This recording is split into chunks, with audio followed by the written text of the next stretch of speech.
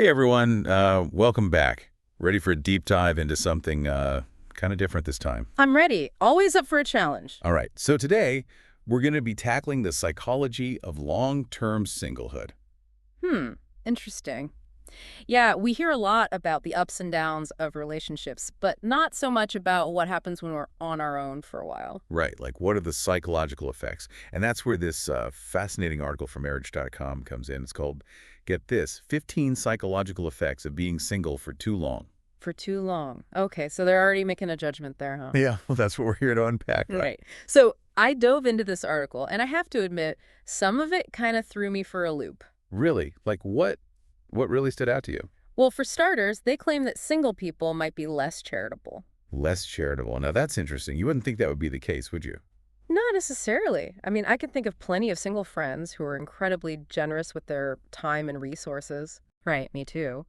But the article argues that being in a relationship kind of forces us to develop empathy, right? Like, we have to consider our partner's needs, compromise, and that can lead to more generosity overall. Hmm. I see their point. But couldn't you argue that single people develop empathy in other ways? Oh, absolutely. Think about all the strong friendships and social connections single people often have.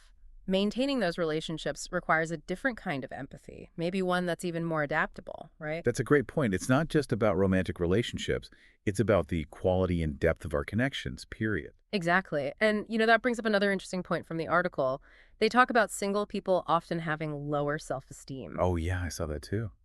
And they even cited some study linking self-esteem to relationship quality. Right. But, while that might show a correlation, I'm not sure it tells the whole story. Self-esteem is so complex, right? It's shaped by so many factors beyond just our relationship status. Totally. Yeah. And let's be honest, not everyone in a relationship is walking around with sky-high confidence either. True that.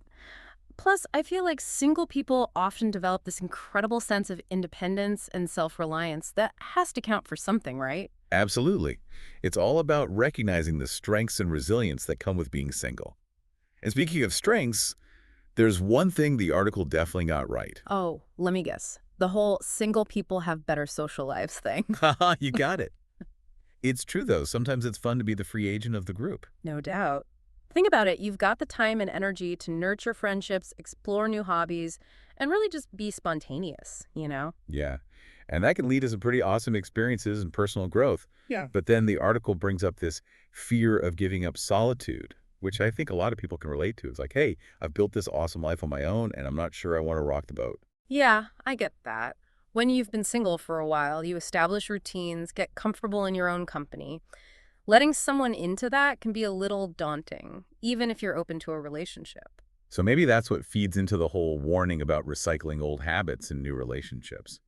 What did you make of that part? It felt a bit vague to me. Yeah, it was a little broad. But the idea, I think, is that when we've been single for a long time, we develop certain patterns, right? And those patterns, good or bad, can definitely show up in new relationships. Oh, I can see that. Like, someone who's used to making all their own decisions might really struggle with compromise in a relationship. Exactly. Or someone who's super self-sufficient might have a hard time asking for help, even when they need it. Right. And then on the flip side, someone who's always relied on friends and family might not know how to lean on a romantic partner in the same way. So it really is about self-awareness and being willing to adapt, to figure out new ways of relating that work for both people. Right. New ways of relating. That's a good way to put it. But the article goes even deeper into some pretty serious territory. They talk about potential health risks of long-term singlehood, like an increased risk of depression, anxiety, even a lower chance of surviving a heart attack. Yeah, that's some heavy stuff. And while I definitely think social connection is vital for our well-being, I also think it's important to remember that correlation doesn't equal causation? So are you saying it's a bit simplistic to say that being single automatically leads to negative health outcomes? Well, there's a lot more to it than that. Lifestyle choices, genetics, access to healthcare, all of that plays a role. And couldn't stress be a major factor too, like feeling isolated or marginalized because of your relationship Oh, status? absolutely. Stress can come from relationship difficulties too, though, so it's not just a singlehood issue. Right. Okay, so it's complicated. But before we get too bogged down in the doom and gloom, I do want to highlight some of the positive stuff the article brought up. Yeah, good idea. It's not all bad news, not by a long shot. Right. Like they talk about how being single can help you focus on personal goals, strengthen your independence, and really give you space for self-discovery. And don't forget the expanded social connections, the flexibility, the spontaneity, the chance to really embrace solitude. All amazing points. But I think the biggest takeaway from this whole article is that it's really just a starting point, Hmm. not a set of absolute truths. What resonates with one person might not resonate with another at all. Absolutely. And I think that's a great place to transition to our next point because it really gets you thinking about how being single for a longer time, how that might affect your ability to, fall in love later on. Ooh, that's a good one. Is that like a real thing or just another one of those relationship myths? Well, it's not exactly a myth, but it's a definitely more nuanced than the article makes it seem. It's not that single people just can't fall in love. It's more that they might have to, be aware of certain patterns that can develop over time. Ah, you mean those like ingrained habits we were talking about earlier, the ones that can pop up in new relationships. Exactly. When you've been on your own for a while, those habits become your comfort zone, right? You get used to doing things a certain way, you have your routines, your support system. And then boom, suddenly you're trying to fit a whole other person into that equation. It's got to Yeah. be a huge adjustment. For sure. I mean, think about it. Someone who's always made their own decisions might suddenly find it really hard to compromise. Or someone who's fiercely independent might have trouble, being vulnerable or asking for help. Which actually kind of ties back to that whole fear of giving up solitude thing, right? It's Yeah. like, I finally have this peaceful, independent life. Why mess with a good thing? Exactly. And it's not just about the practical stuff either, like Yeah. sharing space or changing your schedule. It's about emotional vulnerability too, that fear of losing yourself in a relationship. So is it almost like having to relearn how to be in a relationship even if you've been in one before? In a way, yeah. It's about recognizing those old patterns, challenging them and figuring out new ways of relating that work for both of you. Sounds like a lot of work, to be honest. It can be, but it's also, incredibly rewarding. And let's be real, everyone brings their own stuff to a relationship, single or not. Yeah. The key is just being self-aware, Right. right? And willing to put in the effort. So true. Okay, so we've talked about love and relationships, but there's one part of the article that really kind of freaked me out. They talk about this connection between singlehood and a higher risk of health problems, specifically heart issues. Yeah, I saw that too. Definitely something to be mindful of. The article cites some studies showing that link, but I think, again, it's really important to remember that correlation doesn't automatically equal causation. Meaning there could be other things going on. Exactly. Lifestyle, genetics, access to healthcare, socioeconomic factors, all those things can impact our health. And couldn't stress play a big role too, like feeling isolated or judged because you're Yeah. single? Oh, for sure. Although stress can definitely come from relationship problems too, right? So it's not like that's exclusive to single people. Right. It's complicated. Okay, so it's not as simple as saying, if you're single, you're guaranteed to have a heart attack. Not at all. And it's worth pointing out that there's also research showing the benefits of strong social connections, whether they're romantic or not. Uh-huh. There we go again. Back to the importance of quality connections, just like with the empathy thing. Right. Seems to be a bit of a theme here. Having those solid friendships, family connections, even close work relationships, that can provide a sense of belonging, reduce stress, and just generally boost our well-being. Something we can all work on, no matter what our relationship status is. Okay, so we're really getting into the nitty-gritty here, but I'm Yeah. curious, from your perspective, what are some of the biggest misconceptions about single people? What do you hear most often? Man, where do I even begin? I think the most common one is that single people are all lonely and miserable. Like they're just incomplete without a romantic partner. Yeah, like they're just waiting around for someone to come and fix their singlehood. Exactly. But so many single people are out there living these rich, fulfilling lives.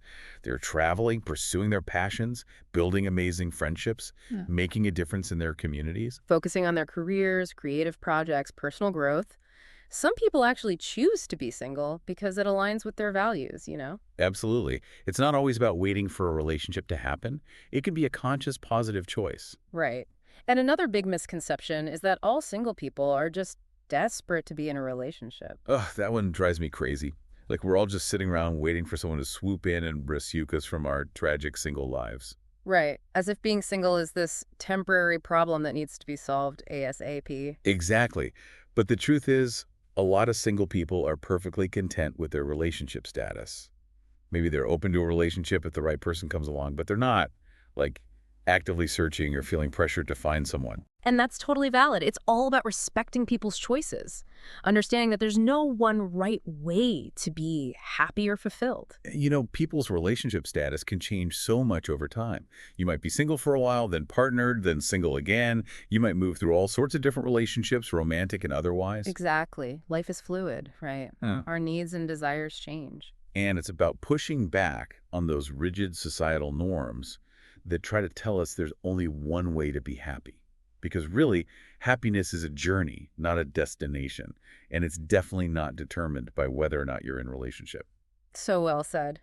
I feel like this deep dive has given me like a whole new perspective on singlehood and honestly on relationships in general too. It's like there's no one right way to do things, no magic formula for happiness. Exactly. And I think that's a really important takeaway from this whole conversation. Whether we're single, partnered, or somewhere in between, it's all about finding what works for us, what brings us joy.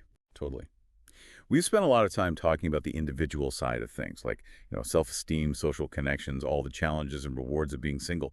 But you mentioned something earlier that I keep thinking about. It's about how society views and supports singlehood as a whole. Like, it's one thing to talk about personal growth and acceptance, but what if the culture around you is constantly sending this message that being single is somehow less than?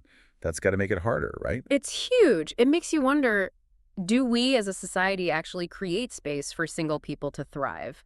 Do we value their contributions? Or are we always pushing this idea that you need a romantic relationship to be truly happy? Yeah, it's like we're so focused on promoting coupledom that we forget to even acknowledge the value of singlehood. And that narrow focus can have some serious consequences, not just for individuals, but for our communities as a whole. Right. If we're devaluing singlehood, we're basically devaluing a big chunk of the population. Think about all the amazing things that single people have accomplished throughout history. Artists, writers, activists, entrepreneurs, so many people making incredible contributions while being single. It's time we start celebrating those stories instead of just, perpetuating this narrative that being single is some kind of a problem that needs fixing. 100%. We need to shift our perspective. See singlehood as a valid life path, not a deficiency. Absolutely. It's not something to be solved. It's something to be respected and supported. So as we wrap up this deep dive, I think the challenge for all of us, single or not, is to really question those societal norms that limit our understanding of relationships and connection in general. It's about recognizing that there's no one-size-fits-all model for happiness. Everyone gets to choose their own path, right? And it's about creating a world where we celebrate all those different paths, all the ways people connect with each other. Beautifully said. Well, dear listener, as we bring this deep dive to a close, we hope you'll take some time to reflect on what resonated with you today. What surprised you? What challenged your assumptions? What insights are you going to take with you as you continue on your own journey? Because remember, this is just the beginning. It's all about asking the right questions, being open to those unexpected answers that life throws our way. Couldn't have said it better myself. Until next time, happy diving, everyone.